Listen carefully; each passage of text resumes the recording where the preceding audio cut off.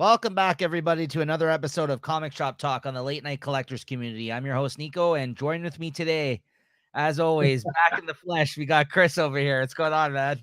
Not too bad. How are you? Good. So you made it back safe to us after your Cancun adventure, calling in during that episode. Yeah, I guess back in the familiar background there of nothing. Yeah, you stepped it. You stepped it down now. Yeah, I don't have a big piece of artwork in the back there, which was I don't know what, but they Yeah. tried to take that out of the hotel. And your tequila and the rocks that you're drinking. And, Well, I do have a Dos Equis there, very nice. He brought some of Cancun back to us. Thanks, man. That's it. I had some free beers in the room, so I couldn't leave them to waste there. That's right. Oh, good. Good to have you back, though, Chris. Yeah, I hope you enjoyed the rest of your vacation. It So, was a good time. Happy to be back. absolutely. Welcome back. But yeah, welcome back, everybody, to another episode of Comic Shop Talk, as I mentioned. And make sure, just a quick plug, actually, by the time this airs, you can actually go back and check out our sister channel there, the Late Night Chat Network. A new episode, a very special episode would have dropped over there by the time you guys can check this out. And you can go back in our feed on the Late Night Chat Network and check that an episode out of the Hot Ones special that we did, an ode to Hot Ones, as we called it. We basically, me, one of my co-hosts, Lewis, over there, and Christine, who you may have seen on Cracking Packs for the chat over here, the Late Night Collectors Community, joined us, and we actually did a Hot Ones special, the Hot Ones challenge, essentially. Like, if you guys are familiar with the popular show Hot Ones on YouTube, where they interview people and they eat hot wings, you can actually buy a kit, and it has all the sauces in it, and you can kind of do your own Hot Ones challenge. So we kind of did our own Hot Ones episode, and it'll have aired by the time you guys watch this one, but definitely go back and check that out, guys, if you want to see a fun show that we put together. And it was all like directed and edited and produced by Julie, another co-host of ours, obviously, on the Late Night Chat Network, who actually is, good at doing that kind of stuff. So it actually is probably the highest production value you're ever going to see on the Late Night Chat Network. It's good stuff. So yeah, definitely go check that out. But since you're here, make sure you're subscribed to our channel. And of course, you can also subscribe over there, I guess, the sister channel. But make sure you're subscribed here, guys.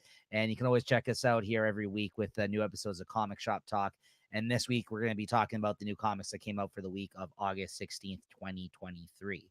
And be forewarned, guys, spoiler warning, as always, we are going to be talking about what happens in the books. Yeah, we are going to be showing off some of the art. So, yeah, just be forewarned if you haven't read your books back yet. Maybe read them, then you can always come back and check us out. 90 episodes and counting up here in the playlist, guys. We're on the road to 100. Nice. Anyway, guys, that being said, with you back, All right, let's talk comics. talk some comics. Cheers, yeah. I'm having a nice old Coors Light from from the mountains. Have a nice Dos Equis imported from Cancun, right from my mini bar to my fridge. Very nice. Oh, and stay tuned, guys. Depending on how long we run here, we might check out some solicitations as well today here on the show. That is some DC solicitations literally just dropped for November 2023. So stay tuned. First up on the docket here today, we got Daredevil 14, the conclusion of Chip Zdarsky's run. Oh, and also, as Chris mentioned to me earlier, he didn't pick up any of his issues. I'm kind of surprised. I would have thought you would have went to a comic shop all the way in Cancun there, Chris. Picked up your weekly pull list, but yeah, no. So here's the issue. The last issue here is Zdarsky's Daredevil run. Chris, what did you think of this one? Well, I guess it's the finale of Chip Zdarsky's run. So he's basically just kind of closing all the doors and tying everything up and kind of leaving the threads there for whoever's coming to take over. Yes. So I guess I might have to reread what happened in 13 because it seems like Daredevil's dead and he's back, but he doesn't know who he is. Let's say, I think if anything, it's like almost like a reincarnation of some sort. It seems like, right? Like, it's definitely him, but he comes back with amnesia, and he's a priest or something, right? So I guess that kind of shuts off that Daredevil and Elektra marriage. But it also it also leaves it for the next gives the next writer room to whether or not he wants to explain what exactly went down there, how he came to be, or because he went to hell and it looks like he got killed. We are already dealing with some heaven and hell type themes in this, and maybe there is no explanation for whatever happened to him, but he's just back, right? And by the end of this issue, the way it kind of left off, it alluded to the fact that although he was no longer Daredevil, it seemed in that moment, something drew him back to help him. Yeah, it seems like that stress of that robbery or whatever kind of fired up those radar sensors he's got.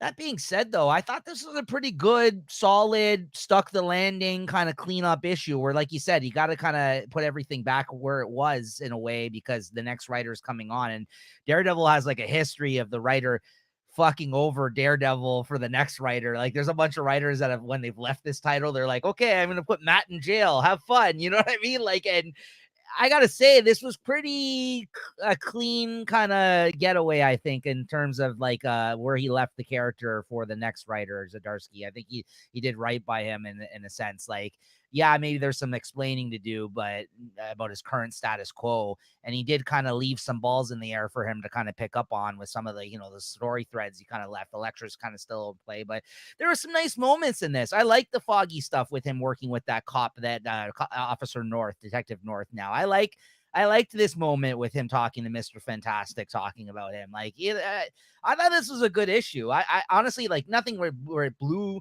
me away, like blew my socks off. Like, wow, what a finale! But a good, another good, solid entry in this run. I think this is just a solid run. I have no complaints about it personally. I thought, what do you think overall? I'd rather see him try and stick it to the next writer and leave Daredevil in some like impossible predicament and challenge the next writer to write his way out of that. But Yeah. it's not happening nowadays anymore.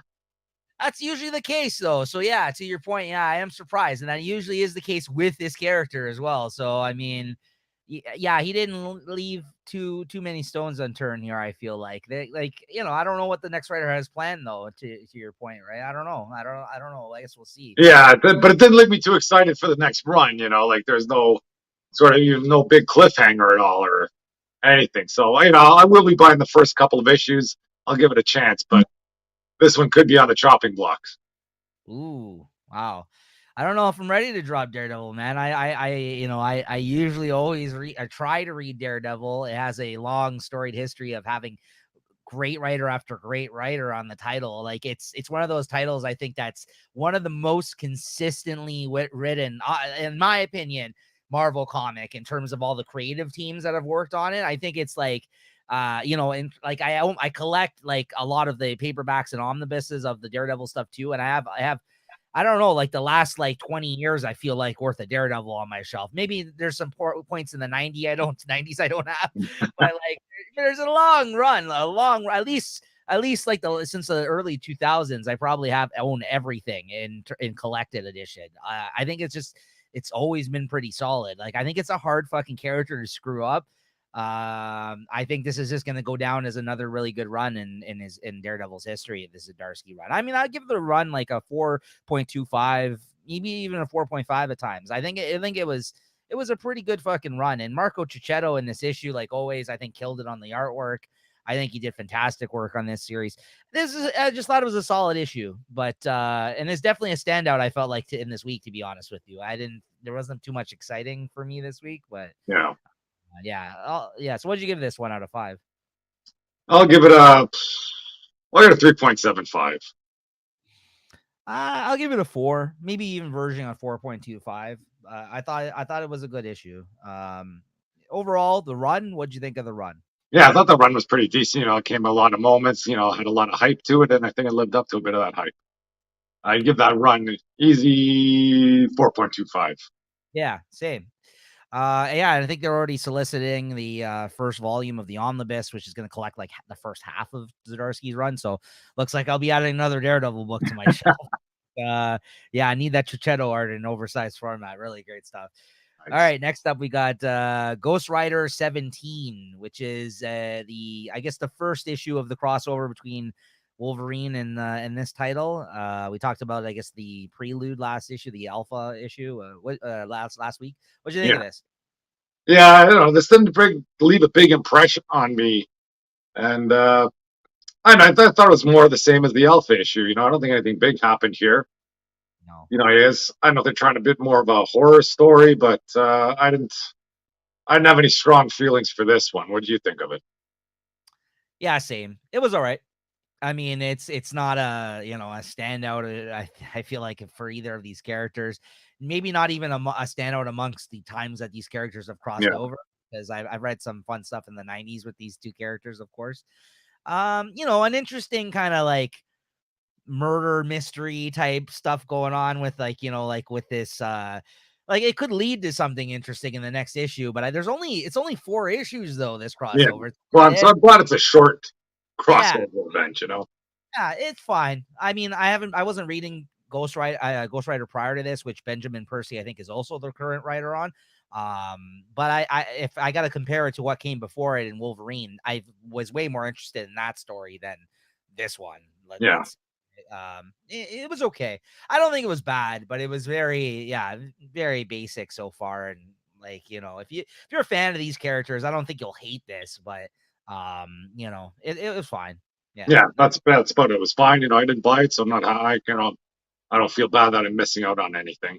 That was fucked up, whatever was going on with it. That was my favorite part of the issue, actually, was this scene where they find the kid kind of in this like messed up like captivity, and Yeah, then see the Ghost Rider do the whole pen and stare kind of freak out, and like he has him strung up and everything. Like Wolverine's like, "Oh, you think I have a temper? Watch out for this." That was my favorite moment of the issue, yeah, actually. I'll say that. That was fun. But like otherwise, and I also don't like the mechanic of like the story thing of the constant flashbacks. yeah, Eh, I'm not. I think they could have left that in the alpha issue, and I would have been fine. Like the fact that they are still doing the flashback thing in this issue, I was like, whatever, right? So, uh, yeah. what'd you give this out of 5? I got 3.5. Same. Yeah, I can't give it more than that, but 3.5, sure. Yeah. Next up, we got Void Rivals number 3. Yeah, another chapter in this whole Energon universe that they're building up here in this one. What'd you think of this? Yeah, I read this one here. It's still might be one of the stories which I wish I picked up right off the bat. And there's nothing crazy going on here, but at least the story's moving along. These two whatever rival factions are kind of working together, and now they're stuck on that ship. A bit of intrigue going on in there. And was that monster or not? I don't even know what to call it. That kind of living brain. That's something out of Transformers too, isn't it? Not that I know of, but maybe it could be another like deep cut Or is it because out of GI Joe or something? I don't know. you're talking about the alien that comes out Yeah, of that this alien head that's floating around. It seems familiar to me for some reason. this guy. Yeah, It probably is for all I know, because like that bounty hunter at the start, the pig bounty hunter guy that looks like a Gamora guard from like Star Wars. I mean, like that guy, yeah, Skuxoid, like we talked about him. I had to look him up. Is another deep cut kind of character from Transformers, apparently. So I wouldn't be surprised with this alien because they seem to know each other. He's like, yeah, don't trust this fucking guy, right? Like yeah, the design of this character is fucking awesome. I really like this guy, this alien, to your point, and yeah, I thought that was the whole switcheroo that went on with the storyline of him letting him free and then getting a ship from the other guy because he's yeah, like, and yeah. It did well. I It's liked it. not. Yeah, it's kind of twists and turns in the story. And, Yeah, and you got them back to their home planet, and then I think at the end, one yeah. kind of turns on the other, if I remember correctly. Honestly, yeah, you're right. Yeah, even after they like seems like they're finally like seeing Yeah, eye to eye, the woman of the Void Rival two alien races here, yeah, takes that guy down, and it looks like because they're about to rain in on like or come in on like a space station there, like looks like she's gonna turn him in or like because like they yeah. And it seems like that I guess the female one, she's not just a regular pilot either. It seems like she's some part of some honor guard or yeah, some elite fighting corps because she's got some secrets there that she alludes to. That's right. Like it keeps coming up throughout the issue. So they're kind of like, yeah, dropping some seeds like along the way of like some clues as to he keeps asking her, like, yeah, what's your bit, what's your deal? Like you seem like you know how to like fight quite well or whatever. And she's like, yeah, don't worry about it. Like she just doesn't want to reveal that stuff to him. Yeah. Right? Yeah, I gotta say, I mean, Kirkman still is one of the masters of a single issue kind of like as he learned through Walking Dead times, like the cliffhanger, opener, like this guy knows how to write for the single issue, and I'm having a great time with this. I think it's a lot of fun, and I don't know how this is going to tie into everything once the other series actually start coming out. But as it is on its own, it's actually a fun book. I think the art's really great, and there's even a preview of the new Daniel Warren Johnson Transformers here in the back of this issue, which I'll show off a couple from here. Which I can't wait for. But this Lloyd Rival is pretty decent, man. I'm enjoying the ride for this book so far. Yeah. So what'd you give this one? Yeah, I give this one a 4. I liked it. Same. 4 out of 5. Yeah, just another really good solid issue. Yeah, it's one of those books I look forward to every time now it comes out. It kind of up my stack. And then when it ends, I'm like, oh fuck, I need to know what happens next. Like he's good at that, man. Like he honestly, yeah, he is good at it. That's for sure. Absolutely. Okay, so I got a couple of books here I read coming up here. Godzilla War for Humanity #1. I basically checked this book out for the artist, just Jake Smith dude. I've read a couple of things from him previously. I came across his art, I think maybe from suggestion from a podcast or through Instagram. He's kind of an up and coming artist. And Andrew McLean, who is also an artist in his own right, I think he drew the cover for this book actually here, who I'm also a fan of. He does like a lot of kaiju stuff too that he likes, and he also does another book which I love called Headlopper from Image Comics. What's going on? Oh, whoops, sorry. He also does a book called Headlopper from Image Comics that I'm a fan of. He wrote this one, and this Jake Smith guy drew it. So I kind of just checked this out because I like the creative team on it. I'll kind of dip in and out of Godzilla depending on who's doing it. If I hear like a really good artist is doing it. And yeah, this is basically, I think this is a 4 or 5 issue miniseries. The story in this is that this little girl that you see at the start of it, like I guess 25 years ago in Japan, she tells a story about her and a friend going through the woods there, and they came across this big creature. I forgot which one this is. Hedorah, which is one of the kaijus from the Godzilla movies, and they came across this creature in the woods, and Godzilla saved them essentially. So after you see this kind of her telling the story through these scenes at the kind of like a cold open of her kind of depicting what happened to them on that day at the start of this issue, we cut away to her kind of giving some lecture in front of like a bunch of I guess people that study kaijus and stuff in Japan, and I guess she advocates for the fact that Godzilla is actually a good creature and that it's been misinterpreted all these times over the years. All the destruction that he brings with him normally is based on the people that it fights, and that they actually should not be afraid of Godzilla, and that she says that like he literally saved my life, and like I know for a fact that he's not evil. So she's really advocating for like, I guess the advancement in the research and like this kind of stuff on this creature, and that the Japan should kind of embrace Godzilla instead of like trying to like track it down and kill it kind of thing. But I guess obviously if you've seen Godzilla movies, there is always a chain of destruction that follows his path whenever he comes to town, right? So then you find out about this. There's another sighting, I guess, with like, I guess this like baby maybe that Godzilla has or something that got attacked by this other creature. And this girl kind of joins a task force that's kind of like looking into how to address this. And again, she's advocating for the fact that Godzilla is a good creature, and she's like, it'll come to save us. And they're like, well, actually, we've been tracking Godzilla. We know where he is. He's nowhere near this event. So maybe you're wrong on your whole theory. And they show him, or maybe this was his baby or something. Actually, they show him basically, in this other scenario at the end wherever he is trying to defend this other smaller Godzilla by taking out this crab creature. So yeah, good art. Fun story so far. Not much to it. It's a Godzilla story. So yeah, I give it a 3.75 out of 5. I quite enjoyed it. Enjoyed it. I'll probably continue with the series. Then you got The Call #1, which is a new book from Image Comics that came out this week, written by what's her name, Kelly Thompson, who I'm a fan of. This was okay. This is a 5-issue miniseries. There wasn't enough to kind of really figure out what this was, I think, in the first issue, which I feel like some of these Image series, even if it's like a miniseries, that these writers should like really, like, sometimes they have done this, and I think it's a smart thing to do, is make it an oversized first issue. So if it's like a completely new concept for folks, because it is creator owned, it gives you something to kind of like figure out what you're kind of reading in the first go around. Because like I can't really tell you exactly what's happening in this by the end of it.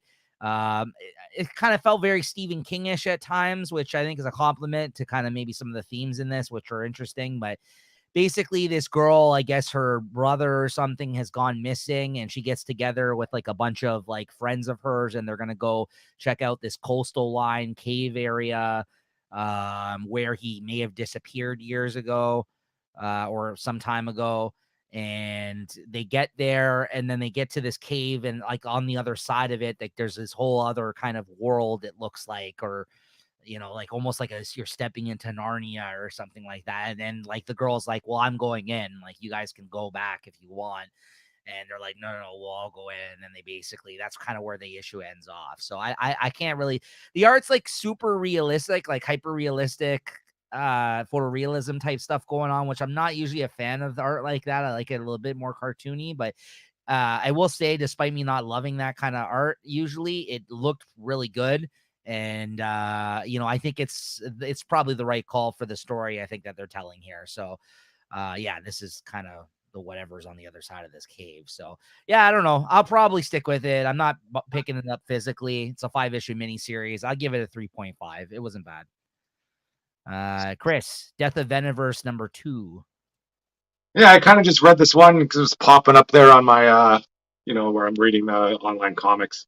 This one was kind of interesting. There's a whole bunch of venoms. There's a rhino venom in there. And they're all, I guess, trying to fight Carnage, and Carnage is jumping through time, trying to kill venoms that have, certain characteristics. And I think there's a venom out there that's immune to sonics or something that he's trying to track down. And then all the venoms are following through the timelines, just trying to stop them. So it's not a bad story. It's a good looking story. Yeah. Like I'm a little tired of all these venoms, but there were some interesting venoms that caught my attention here. I wouldn't, I might read some more of this online, basically just for that rhino venom. He looks kick ass. Yeah. But yeah, that's about it there. I'd give it a 3.5. Cool. Yeah, some good art. I really like that. Next up, Chris, you got Night Terror's Nightwing #2. Oh yeah, the first one of this was kind of garbage. I think you read this one. It's where they're trapped in Arkham Asylum or something. Yeah, I read the first one. I didn't read this one. Yeah, I don't know. You didn't miss anything. I don't even know what happened in here, and pass. I don't know. That's all I can say. I do still dig the artwork on this book, though. I do like the artists that did this, which I'm not familiar with with their work, but I did. Yeah, I'm not sure even how this one ends. I don't know if he wakes up here or if it's moving on to to be tied up in the Night Terrors 4 or 5 or something. But yeah, I guess no it's fair to say this did not leave a lasting impression on you. Yeah, not a lasting impression at all. I kind of read it because I read the first one, and yeah, I don't know. I had some time on my hands, but like I say, didn't leave a lasting impression. I'd give it a 3.25. Yeah. I think that's the tagline of Night Terrors. Does not leave a lasting impression. Yeah. It's like a bad dream. You wake up and it goes away. There you go. All right, guys, we're gonna enter Fall of X corner now. We're actually gonna be talking about 3 new #1s this week that we read, which let's get into it. Alpha Flight #1, Chris. Hey, I like this one here. They kind of threw me for a bit of a loop there.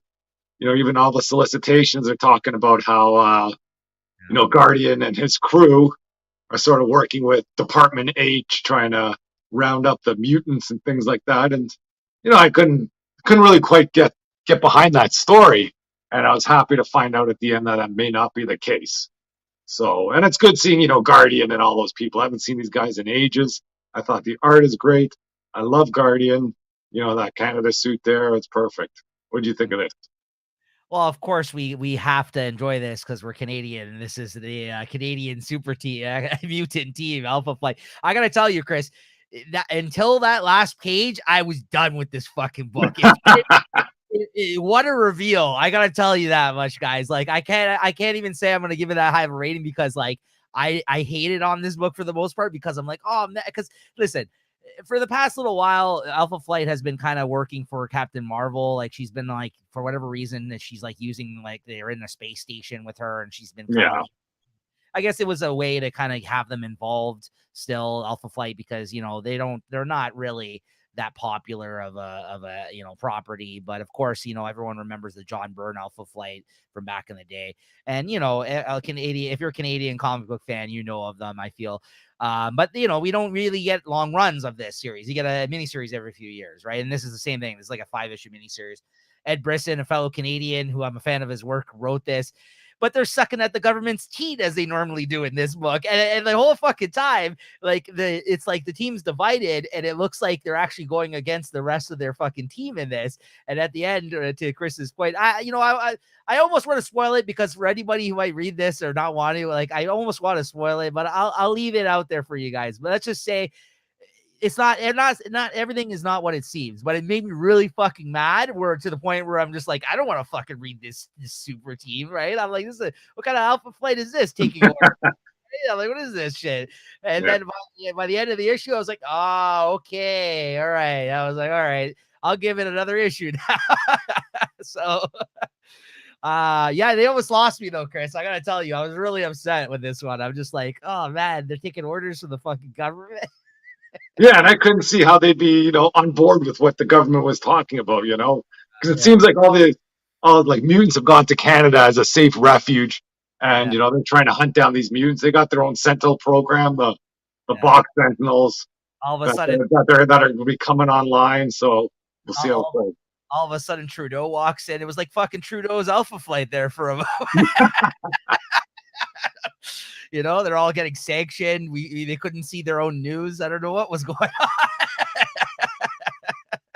No, let's not get political.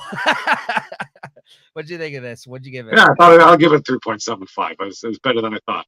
I'll give it a 3.5 just because it made me angry till the last page. All right, got a little puck. Oh yeah. Box was in this too. Come on. All right, Dark X-Men #1. Yep, there's another one. I should be picking up. I'm not sure which cover I got for this, but I don't know. I didn't know what to expect with this one. There's a lot of characters I'm not familiar with, but it did leave a good impression with me, and I liked it, and I'm ready to see where this goes. There's some good art in there. How can you not like Madeline Pryor there? I'm surprised she's not at a bigger role. Being Jean Grey's clone, and Jean Grey's dead. Yeah. She can really kind of step up in there, and I guess in that embassy that they have in New York, Yeah. there's kind of a lot of good stuff going on in there, like that you're not thinking about. That there's some mutants kind of just hanging around in there that are kind of feeling the aftermath of the Hellfire Gala, and what's been going on. So we'll see what's going on. Not bad. I had a lot of fun with this as well. Yeah, this was good. This may have been one if I did pick up the physical issues of, I may have not been disappointed, but if it continues this way, I'll definitely grab the trade because, yeah, it was fun. It was fun with her showing up. Of course, this whole thing with her and Havoc is a fucked up relationship. You got M-Plate on the team, which is a weird looking mutant. Always fun to see that person. Like you said, that's one of the ones I've seen before, but I'm not super familiar with. And I liked some of the ideas here. I like the kind of like the demonic Cerebro that she has. They Yeah. show in this. And yeah, I mean, like the whole thing, that the fact that Havoc gets stabbed and killed almost in their first outing, and she's like, "What the fuck? This is our first time out."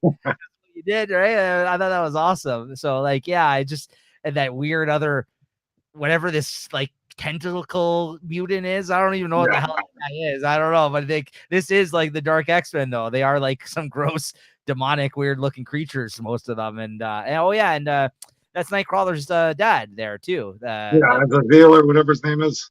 Yeah. So yeah, I'm looking forward to more. Yeah, I had a lot of fun with this. It's a nice. If you were a fan of Hellions, I think I give this one a shot because I don't think it's maybe not as good as Hellions right out the gate. It's definitely in the same vein, I would say, as a Hellion. So I think for that reason alone, check it out. Yeah, and then they kind Oh of yeah, and then stuff with Chasm there too. It's always nice to have a little Spider-Man thrown. Maybe he might be messing around with this too. Then who knows? they actually also showed the new ruler of hell or whatever in this from the Mary Jane Black Cat. Cat miniseries, which I thought was a cool little throwback there, right? Well, I don't know if it was hell or it was some sort of area of hell that he has now taken over by the end of the series, I remember, right? So yeah, I dug this, man. It was good. And both artists, were decent. So what'd you give this out of 5? Yeah, I might bump this up to a 4. I was gonna give it 3.75. I'm gonna give it a 3.75, but yeah, I did enjoy it. It was good. Next up, we got Uncanny Avengers #1, the last of the new Fall of X titles that came out. These miniseries that came out this week. What do you think of this? I might have to see some of the flash pages or some of the splash pages there just to see what's going on. But I did like it when I read it, and yeah, I'm happy to see more of this stuff. Oh, I think Captain America gets trashed in here too. Yeah, Captain America is taking some sort of weird stance in this where like it's almost like he's okay with like because at first like Psylocke's like just killing the shit out of a bunch of fucking AIM people and or is it AIM? Whatever fucking whatever the Orcus people. Yeah, because it's like combined of like AIM. Yeah, because that's why MODOK and shit is part of this whole thing. That's right. So she's taking out a bunch of the Orcus people here at the start and like, just killing the shit out of them. And then Deadpool shows up.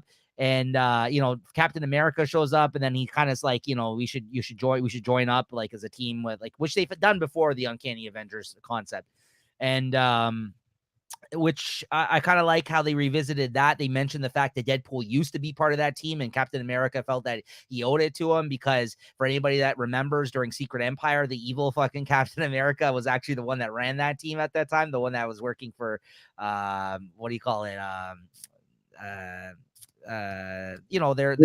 Hydra, whatever.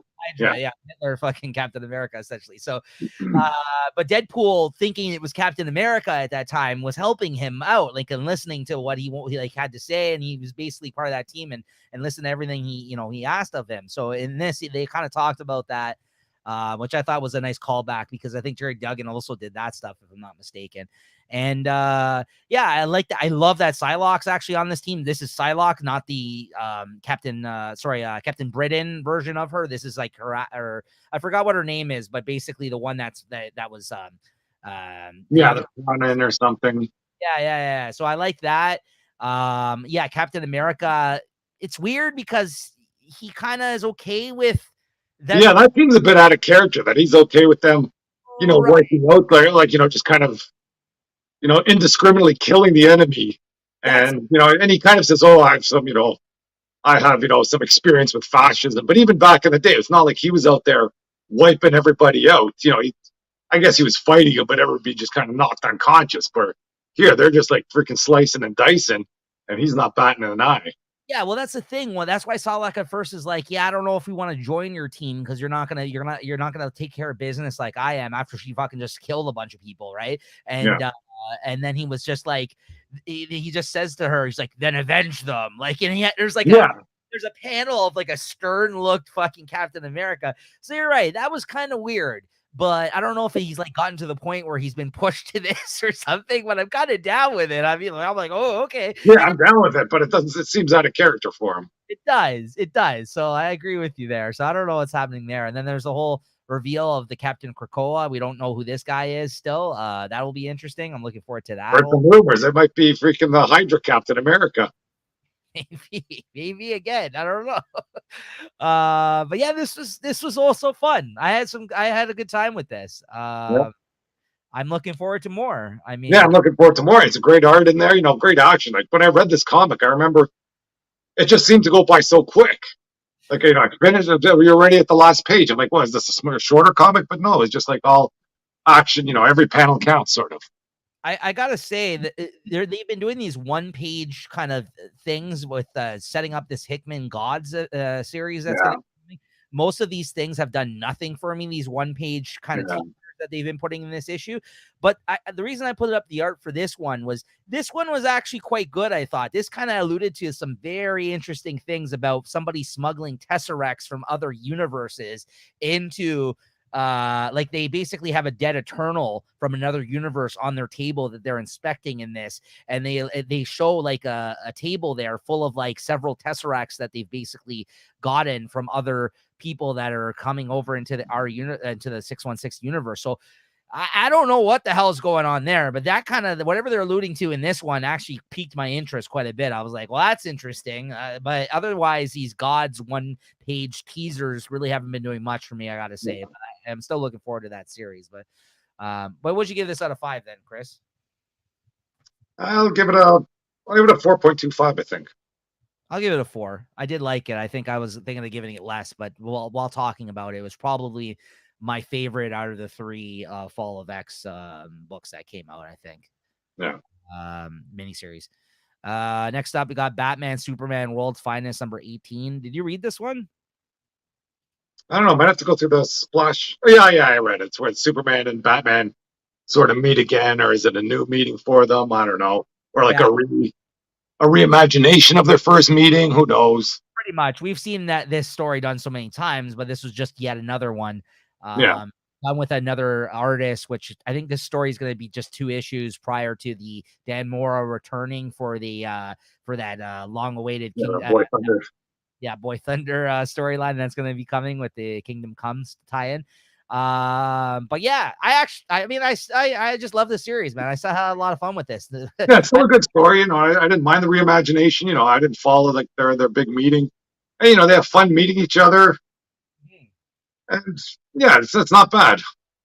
Yeah, it was definitely fun. I like how Batman, had to like go about it in a very Batman way to reveal that he's Bruce Wayne and that he knows he's Superman. He like deduced like some whole thing. Just looking at the map of where you usually are saving Yeah, folks, like, there's only one place here near the, near Metropolis that you could really be out of. I figured out you're Clark Kent or whatever. Like I liked again. He has the essence of a throwbacky kind of old school story still in this book. And yeah, I like I said, he failed in delivering if that was the same kind of vibe he was going for in that Teen Titans World's Finest book, Mark Waid. But whatever he's doing in this book, it's working for me. And I still really love this book. I think it's one of the funner books that I don't need all my books to be like this, but every time this comes out, I have a good time reading it. And yeah, another good issue. yeah, And then at the end, you find out it's like someone from the Phantom Zone, essentially, that's escaped, that's that's the mystery of the people disappearing. I think he's just pulling people into the Phantom Zone or something like that, which is interesting. yeah. What'd you get this out of 5? I give it 3.75. Fun read. Yeah, same. Next up, Harley Quinn, Black, White, and Redder, number 2. I think I just read this, right? Yeah, I didn't read this one though.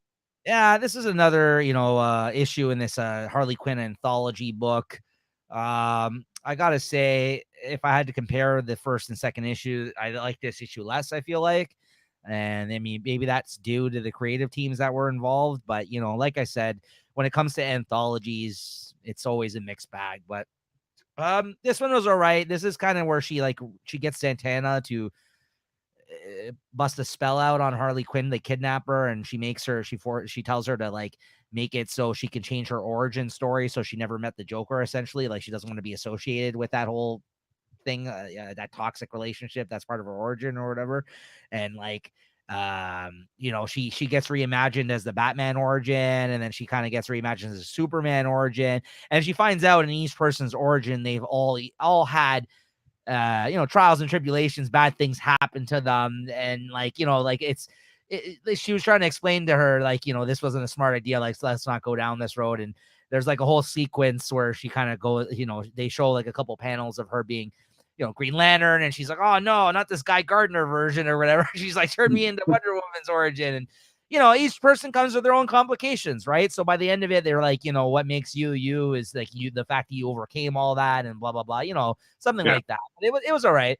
Yeah. Then you had this super pets kind of like she had like her own legion of the Doominals is what she called it. She's like in a I don't know a pet animal contest or something, I guess. Like, and she comes in with her, her cheetahs and or whatever, and hyenas, sorry, not cheetahs, and she's got like a whole other crew of like evil animals that she has, and the super pets take them out in this contest. It's kind of like, again, like a cutesy kind of story, had some funny stuff in it.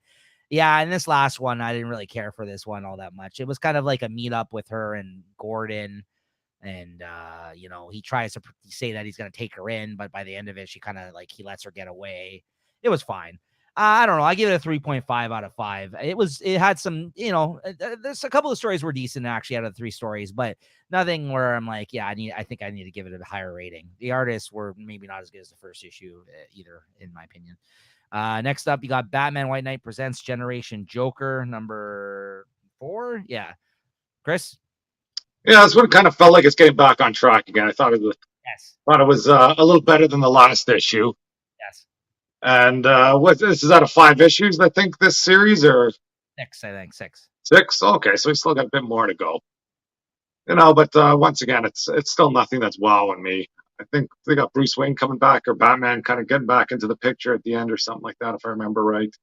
Yeah, because again, it's alluded to the fact that he's actually these kids' parents and not the Joker, right? Yeah. Because maybe they're past fling, these two, because we know for a fact that they did end up hooking up, right? And then Bruce went to jail. This whole time everyone thinks they're the Joker's kids, but whether or not they are, I guess we'll see what happens there. But yeah, I agree with you. This was, I think, the best issue since the first issue of this series. I quite liked where they're headed with the storyline and this issue, and I think there was finally some story progression. There was even an interesting part where they went to see Mr. Freeze and thinking that he was going to help him, and he actually put a stop to he doesn't want the Joker to become like a sentient being. Essentially, he's trying to look out for the kids in this and say, like, no one needs him to like come back. Like, this is a bad Yeah, thing. like no good can come from this. Yeah, exactly. So I thought that was an interesting twist too. So yeah, some good stuff here. What'd you give this out of 5? Let's see. I'll give it a 3.75, I think. Same. Yeah, 3.75 for me. All right, then we got Night Terror Superman number 2, Chris. Anything you want to say about this one? I read this as well. Yeah, not much. I think it just continued on. Doesn't he wake up and everything's all followed up in Night Terror's 5 or 4 or whatever? Yeah. And they seem like all like cookie cutter stories. They almost gave the same outline to each, I guess, writer or something. Especially in these like the trilogy type of characters, because the Wonder Woman's pretty much the same thing. They figure out a way to wake up, and then now it's continued in Night Terror's 5 or 4 or something. Yeah. Yeah, I will say this one though. I do like the artist. I do really enjoy the artist that did this book, and that's why I read the second one. And there was some interesting imagery going on in the Superman one. Like, I think he actually tried to do some nightmarish kind of like imagery going on in here compared to maybe some of the other books. But yeah, like you said, it's the same kind of goal in each one, the same place, ending point, where they end up. So with that being said, let me just bring up some of the Wonder Woman art and show off some of this, because yeah, we don't really have too much to say on this one either. Again, great artist on this book. Great art in this one. I was a big fan of both the artists on these books. So, I'm glad I didn't actually purchase the issues of these and that we just read them digitally. For that reason, I got to at least enjoy the art. And I thought this was actually weaker than the first. Yeah, the whole idea of this one is that she's like the agent of peace, but she kicks everybody's ass. So what are you, I guess? And I think that's supposed to be the theme that might be coming into the new Wonder Woman series. Right. So maybe it's just kind of foreshadowing what the kind of overarching theme is. But I don't think it was anything special. For the art, I'm gonna give both of these a 3.25. Yeah, there you go. There's that. You're almost at the end of the Night Terrors, though, guys, as we're coming up to the end of the summer here. And last but not least here, Chris, Spider-Man 11, which finally we get this a full issue with Spider-Boy here in this series. Yeah, I'm not liking this Spider Boy. I guess some of his origin or history. I think it was alluded to in one of the books from last week. There's like some lab or something that he was rescued from, and it might have something to do with even Lizard and Hobgoblin and all that. I hope that's not the case. The story's interesting enough. I want to see how they kind of fit everything together. I like this stuff with Daredevil and training the kid to kind of see through his eyes and just keeps on bopping in the head with the stick. That's kind of fun stuff. And the kid's trying to, seeing Spider-Man almost as like the Scrooge there, and not trying to let him be a sidekick, and he kind of breaks Spider-Man down in his history, but at the same time, the present day Spider-Man's kind of always saying no, no, no, no, no. And then, I guess you get a bit of the origin as to how they ended up teaming up. I just want to see how they're going to freaking fit this all together, because it looks like something happened in 616, and for everybody to forget about him, it's, I don't know. I don't think it doesn't bode well how people forget, but I'll see. I'm interested to see where it goes.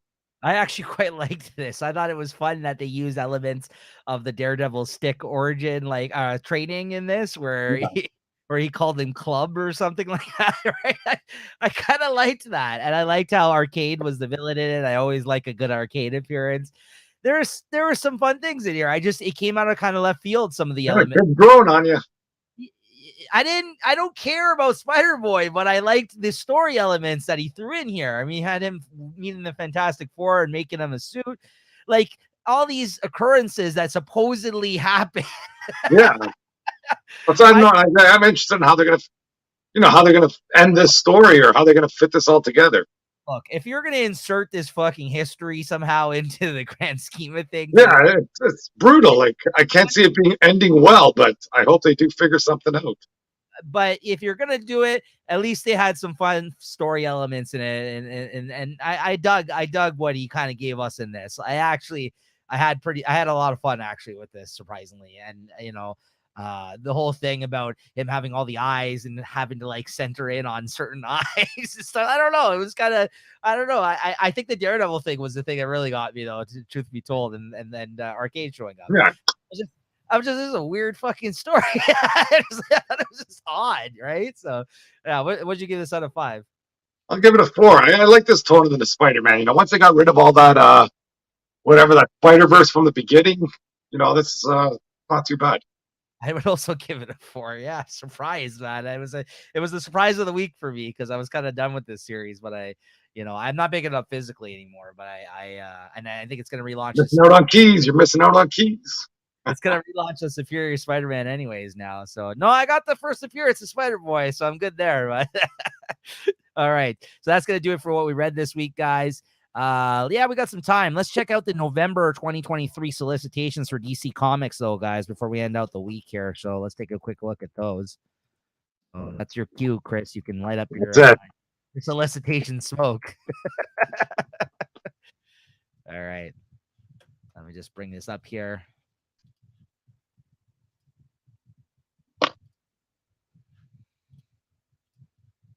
Okay, so shout out to comicreleases.com, where we usually get our solicitations and share them here on the show.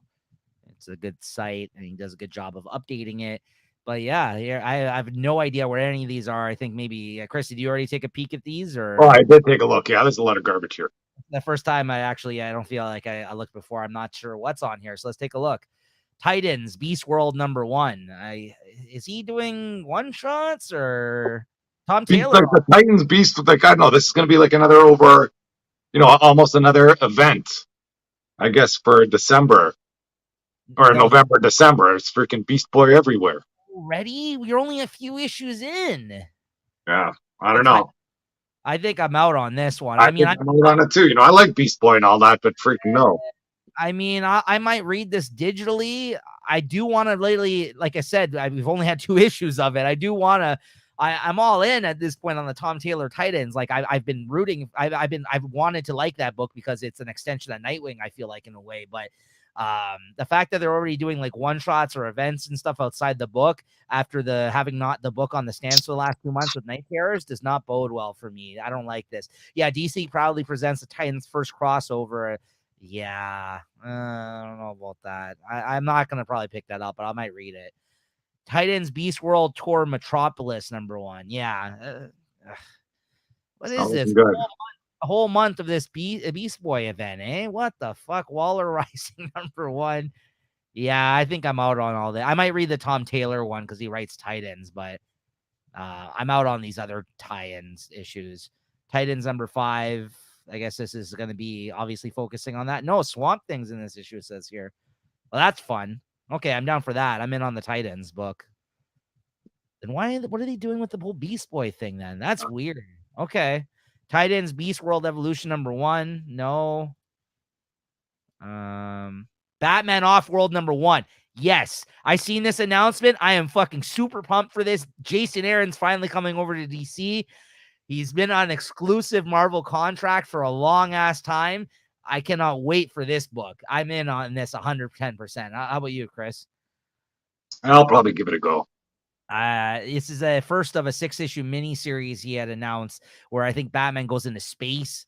Doug Monkey's on art, who's a good artist. I'm in on this. I've been waiting for this day for a long time. Jason Aaron did like a Batman one shot, like a Penguin one shot or something back in the day, and he did a series I really enjoy called Scalped over at Vertigo. But he has not done any DC superhero stuff outside of that, so I have high hopes for this because. The last stuff that he did was Avengers, which I wasn't super hot on at Marvel. I'm a huge fan of Jason Aaron's, and I've been waiting for this time because he's been, I think, Marvel exclusive for like the last 10 years. It's like whenever I became a fan of him and got back in the comics, he's been just Marvel, and he did like some Image stuff. But so I'm looking forward to this. I think this is just going to turn into more things for him if it is successful. So I'm picking it up. Then they're returning to Batman 89 and Superman 78, it looks like, which they also had miniseries of previously. I'm out on these personally, but yeah, me too. Yeah, some cool covers though. Same creative teams. Oh, that's really cool. I really like that one, that Riley Rossmo cover. That's nice. That's like the Batman, the second movie, the Tim Burton one with the parade. Yeah, that's awesome. That's the toy. Yeah, some cool covers. I read the Superman book previous to this because I heard good things about it. It was all right, but I don't need to read these. Next up we got Superman 78, the Metal Curtain #2. Oh, is that what it's called? Oh yeah, so it's 1 and 2 comes out that month. Okay, and Batman 89 Echoes #1. And then we got Justice League versus Godzilla versus Kong. I thought that was just a one shot. I thought it was a one shot too. I was thinking of buying the one shot, but if this is a series, I don't know. Maybe I'll just read it online. 2 of 7. Yeah, I'll check this out online then. I don't think they explained on the last solicit whether or not it was. Maybe it got maybe people were loving the solicit so much they made it a mini series, right? You never know. So yeah, that's Justice League versus Godzilla versus Kong. Too crazy, too good to be true, but it is. Yeah. What the hell? Batman Santa Claus Silent Night #1? What the fuck? I don't know. I might get this. This is, again, one of those crazy ideas come to life here. Okay, Santa Claus is coming to town. Whoa, look at this cover. Oh, maybe. Oh, Santa Claus, naughty. All right. Detective Comics 1076. No. I still think they got that freaking Nocturne story going on, or those Arkhams or whatever. Yeah. I know what happened to Detective Comics. 3 issues comes out this month though. Batman 139. Yes. I'm still in on this. Yeah, is it still the Gotham War or something now? I have action figure variants. Yeah. This is following the events of the Gotham War. Batman 139 and 140. So it looks like they're going back to maybe 2 a month. I don't know. You also got the Spider-Man variant with with the Robin there. So definitely still picking that up. Outsiders #1. Oh, they're doing the Outsiders again, eh? No, I think Jackson Lansing and Colin Kelly. Those are, those they're getting a lot of gigs, those two. I like a team ran by Batwoman, but I don't know. I don't think so. Yeah. Nightwing 108. Yes. Yeah. This is him being a pirate. Catwoman 59. No. We'll see. Nice covers. Yeah, I'll probably grab one of those just because of the covers. Poison Ivy 16. No. Again, nice covers. That's how they get you, Chris. That's how they get me. 16 and 17. Well, maybe this is like a 5-week month or something. Birds of Prey 3. Yes, I'm still in on this. First issue hasn't come out, but I'll say yes for now. That's looking good. They got Wonder Woman doing some stuff in there. So Yeah. I'm down for this. I really have high hopes for this. 3 and 4 comes out this month. So yeah. Harley Quinn 34. Yes. Ooh, look at the covers. What the hell? Oh, that's a nice one. The Penguin number 4. No. I probably might read that digitally. Batman and Robin 3. I don't think I'm gonna read this. I don't know. I might read it online, but I'm definitely not buying it. Yeah, I think that's where I'm at with this one. Batman the Brave and the Bold 7. No. Batman Superman World's Finest 21. Yes. I might be back on board with this Kingdom Come. Oh, look at this cover. Awesome. Looks like you got the Kingdom Come versions here. Awesome. Batman Beyond Neo Gothic number 5. No. Speed Force number 1. I didn't even know this was a thing. I guess with the other Flash characters. No, I'm out on that, but that's cool. Flash number 3. No. Amazon's Attack number 2. No. Nice covers though. Yara Floor. I guess that's her book. Wonder Woman number 3. Yes. I'm going to stick around with this for sure. Yeah. Yeah, I have high hopes for this book as well. I'm hoping it I'm hoping it's good. Justice Society of America 9 still going. I think that's going to be a 12-issue series. I'm reading that digitally. Jay Garrick, The Flash. He's got his own fucking book too now. I didn't even realize. Number 2, no. Alan Scott, The Green Lantern number 2. Oh yeah, those are these the miniseries that spun out of Night Terrors, I think, or something. Yeah, with Wesley Dodds Salmon. I'm gonna be picking up the trade of this, so I might read it digitally, but I'm interested in checking that out. Really like the team on that. Superman number 8. Yeah, I'll continue reading this digitally. I've been enjoying this. I mean, it would be nice to come back to the storyline after Night Terrors. Superman Lost number 8. No. Action Comics 1059. Are you still on board with this, or? Maybe. I got to see what it's about. Power Girl 3. No. I might be in there for that still. Power Girl, yeah. See covers here. Cool. Green Lantern 5. No. Green Lantern War Journal. Yeah, I'm probably going to be reading this digitally. If I like it, I'm probably going to pick up the trade because this sounds interesting to me, this War Journal. Shazam number 5. Digitally, probably still, but yes, I'll read it. I picked up the first couple issues, but Shazam 5 and 6. Blue Beetle 3, no. And 4. Fire and Ice Welcome to Smallville, no. 3 and 4. Hawkgirl 5, no. Steelworks 6. Cyborg 5. Yeah, a whole lot of no here for me, too. Yeah. Green Arrow 6, no, I dropped that. I didn't like that last issue. DC's 'Twas the Might Before Christmas. Batmite, yeah, of course. Maybe I'll just read this one online. Holiday Anthology, those are always fun. Harley Quinn, Black, White, and Red are number 5, yes. Ooh, nice covers. Yeah, that's a nice one there, maybe. Yeah, but Batman City of Madness 2, yes.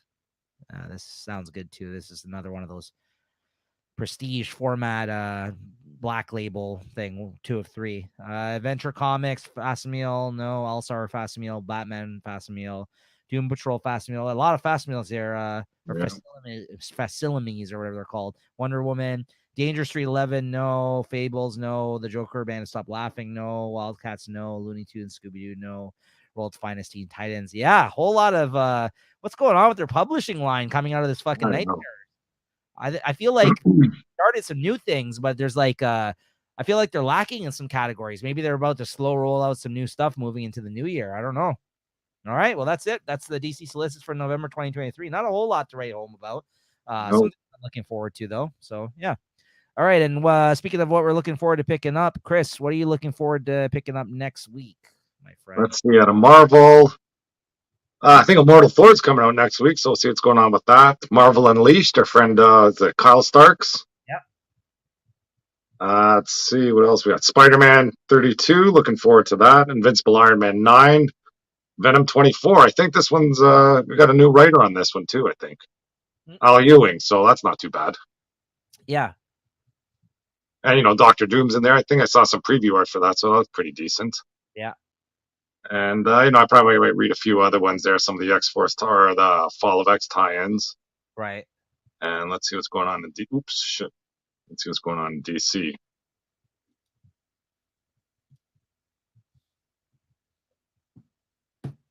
Oof. Oh, Dark Knights of Steel. Yeah. That's coming up. The last issue. Finally. Yeah, finally. I'm gonna have to reread a few of those issues, get back into that world. Yeah. Probably read Night Terrors 4 and a bunch of the Night Terrors garbage. Yeah. Get that out of the way. And that's about it for DC. And I'm not. Is there anything going on in Image? I'll pull that up here in a moment. So things I'm physically picking up is Dark Knights of Steel 12, Amazing Spider-Man 32. Yeah, Immortal Thor #1. Also very much looking forward to that. And yeah, Marvel Unleashed #1. My boy Kyle Starks coming out next week. Those are the few that I'm picking up. And then yeah, like you mentioned, there'll be some stuff read digitally. Invincible Iron Man comes out next week. I'm definitely gonna check that out digitally. A book I feel like I wish I was picking up. Honestly, it's been so good. What do we got here? Realm of X. I don't know what that is. Maybe I'll check that out. But yeah, Image. Let's take a look at Image books next Yeah, I week. don't see anything there that I'm interested in. No, I don't think there's anything for me either next week. I'm just trying to see. I'm actually just strictly looking at the Marvel releases here, though. So let me just pull that up a quick minute. Yeah, I'm definitely going to also read Night Terrors 4 and maybe a couple of the tie-ins as well because we've made it this far. But yeah, Image. Let me just see here. I'll pull that up. Nothing I'm picking up physically from Image anyways. I don't know if there's anything I read digitally coming out next week from them. No, don't read Battle. Oh, Big Game 2 comes out. Oh, okay, nice. Yeah, probably grab that. Gonna read that. That might be it though. Honestly. I might check out depending on the week here is this Schlub #1. Oh. The Schlub, written by Ryan Stegman. It's one of his big writing debuts here. So he's written stuff before, but this is like his own like little series that he's doing. So yeah, so that should be interesting. Yeah, otherwise I think that's it for next week. Not too much. And it also is Fan Expo week, so that it'll be a busy week for me in that sense as well. So yeah, maybe I'll have some con stories by the time we get back here. But yeah, I think that's about it in terms of what we're looking to pick up next week. But Chris, favorite book of the week, my friend? Might have to go with Uncanny X-Men or Uncanny Avengers. Sorry. Oh wow, Uncanny Avengers, eh? I'm gonna go with Daredevil actually because like I said, I think it was a good end to a good run and a solid issue.